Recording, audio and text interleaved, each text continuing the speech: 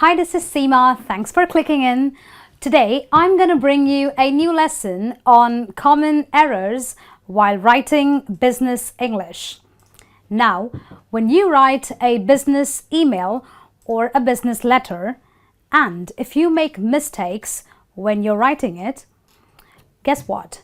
Your letter or your email does not look very professional. And that's not a good thing, is it? Well, don't worry. I'm going to take care of that for you today. Okay, because today I'm going to point out certain very common errors when you are writing a business email or a business letter. Okay, so when you know what those errors are, I promise you, you are not going to repeat them again if you keep practicing the simple rules that I'm going to teach you. Okay, let's have a look at the common errors we all make.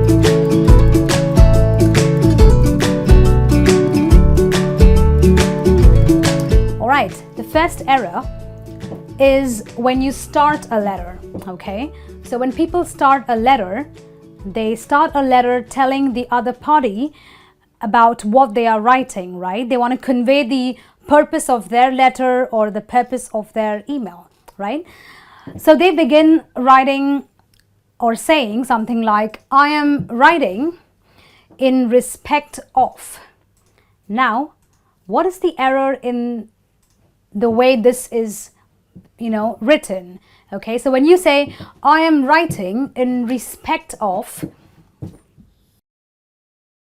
is not required. In fact, this is completely wrong. It does not really sound right. Okay, so what can you replace I am writing in respect of with? You could say, I'm writing in reference to,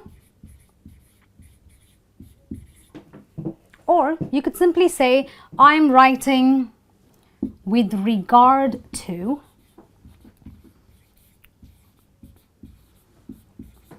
or make it even more simple. You could just say I'm writing regarding, or I'm writing concerning.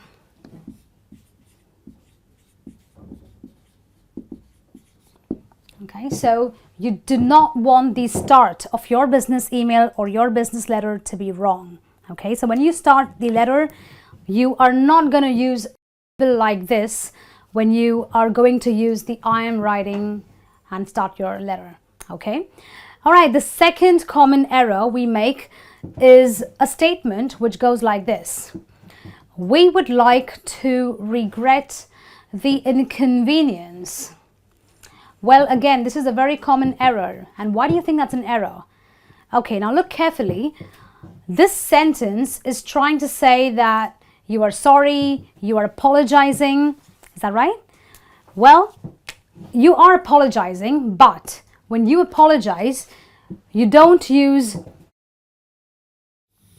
we would like to regret. When there is a regret, you will not use this sentence. You simply say we regret the inconvenience, or we regret the delay that this has caused. Okay, however, if you must use this sentence, okay, because you love the syllable probably, you can say we would like to apologize for the inconvenience. So if you use regret, you don't use this sentence, you just say, we regret the inconvenience. It's another way of saying sorry. But if you want to use we would like to, you can just say, we would like to apologize for the inconvenience. Does that sound better? Well, that sounds like simple and better English, right? So we will do away with this second error as well. Okay. The third common error is people who say, I assure you that we will have the goods delivered on time.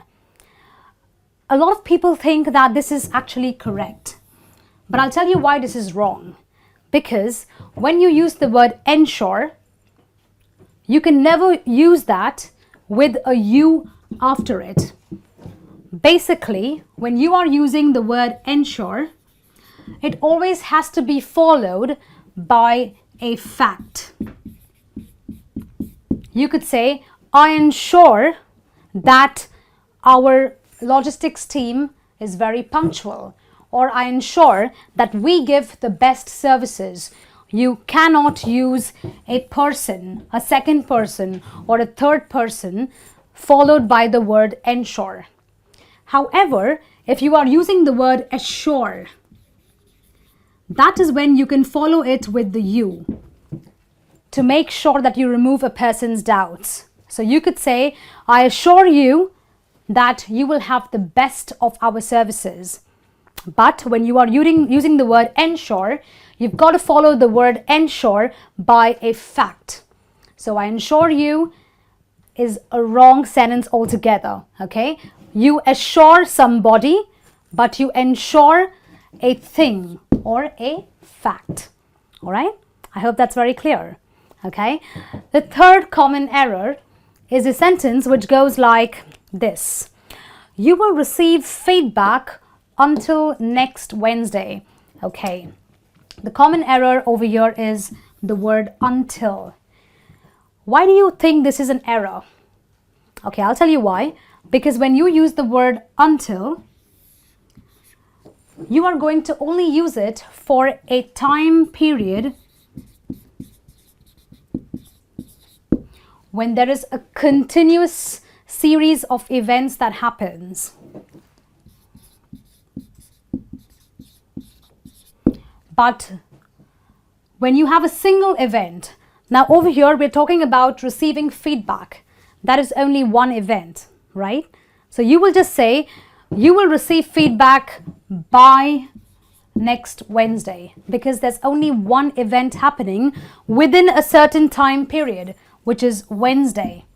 Okay, I repeat, when you are using the word until, you are using the word until because you are talking about a continuous event which happens within a certain time period. But here we are talking about one single event, which is feedback, right? So therefore, we will just say you will receive feedback by Wednesday. But if we're talking about a continuous event, you could say we are going to conduct surveys until the 3rd of November, because that's a series of continuous events, right? So you will use by and until depending on whether you are talking about a single event or a continuous event that happens within a particular time period. Okay. Now, the next very common error is a sentence which goes like this. Okay. I would like to request some informations. A lot of people think that because you are giving them a lot of information, you have an S at the end of it. Well, that's completely wrong, because information is an uncountable noun. Even nouns like advice or news.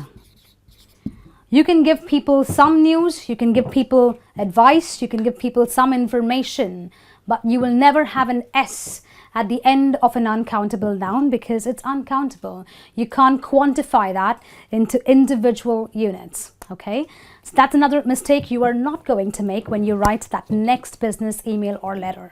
Okay, all right. The next one is again a very common error.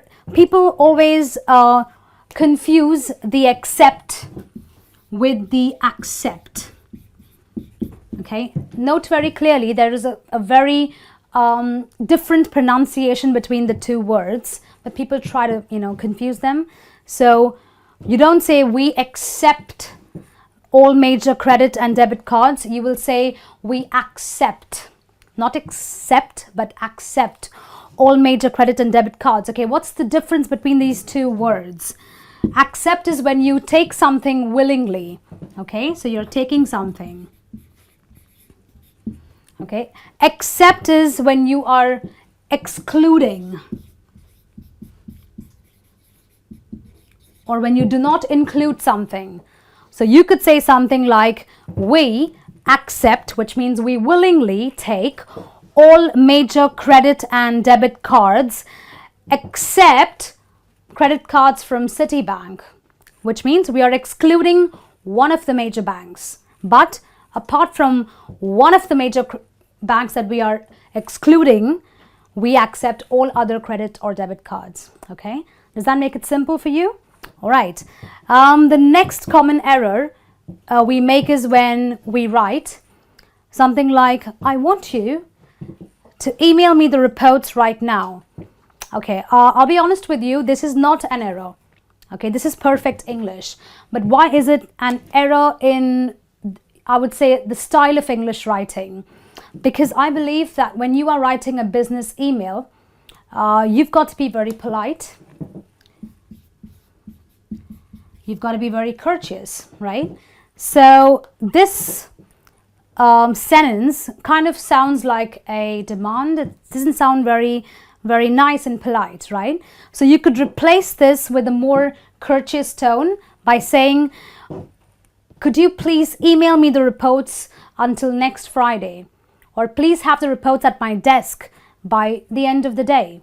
Okay, so that's a better way of writing an email, because when you write a business email or a letter, you want to get your work done, right? So if you want to get your work done, you've got to be polite, okay? Because that also sounds more professional, all right? The next very common error is the sentence which goes like, I look forward to receive your reply. Okay, a lot of people make this mistake, but what is the error? Okay, when you write a to, you never use a verb following to. In fact, you will say to, you will follow that with a verb which has an ing at the end of it. So you could say something like, I look forward to receiving your reply. Okay, you don't say, I look forward to receive your reply, which again is incorrect English, because when you use the to and a verb which follows the to, always there has to be an ing at the end of that verb, which makes it sound like correct English. Okay, well, these are the very common English errors that I have seen when I've been, looking at business emails and letters. So I hope that you don't make these mistakes again, because when you kind of do away with these mistakes, you will see that you can write English correctly and in a very professional manner. Well, I'll be back with some more lessons. Until then, this is me saying